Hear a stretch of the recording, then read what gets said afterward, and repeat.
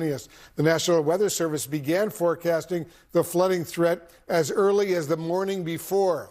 What's your response to this key emergency official possibly being asleep at such a critical moment? It's really alarming. I think that there were failures at every level of government. Certainly the most gross negligent was at the local level, but the state and the federal also had a role here. If we had a plane crash and lose 135 people, there would be a major investigation of it. And I think that more investigation is needed at every level. The National Weather Service, under the Trump cuts, lost a significant number of people. The primary person responsible for coordinating with that county manager was retired under the Trump get out of here approach that they took. And I think that there was not the level of coordination from the Weather Service that was needed. They've told me that they focused primarily on the county emergency manager, who was apparently asleep. These alarms were not coming out until after most of Kerr County was asleep. This was a preventable disaster. It didn't have to take as many lives, including, I think it's about 27, mostly little girls out of one camp. So painful. FEMA was also not up to the task.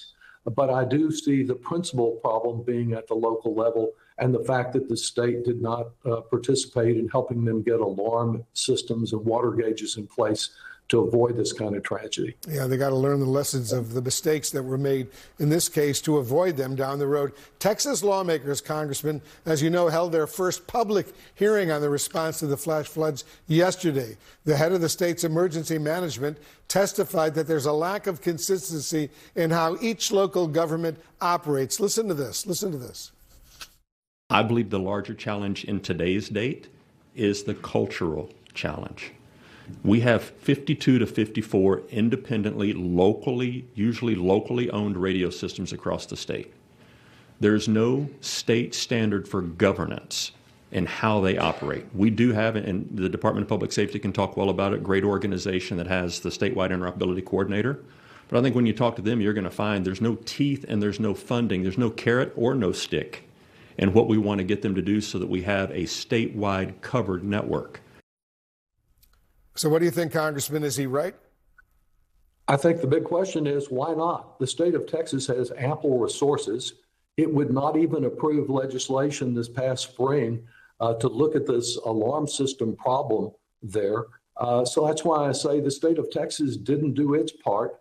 I think there were dedicated team members like the Director of Emergency Services that you just had testimony from, and dedicated Weather Service people out there. But the infrastructure was not there. The personnel were not there at the federal level to assure that this kind of catastrophe with such a painful loss of life did not occur.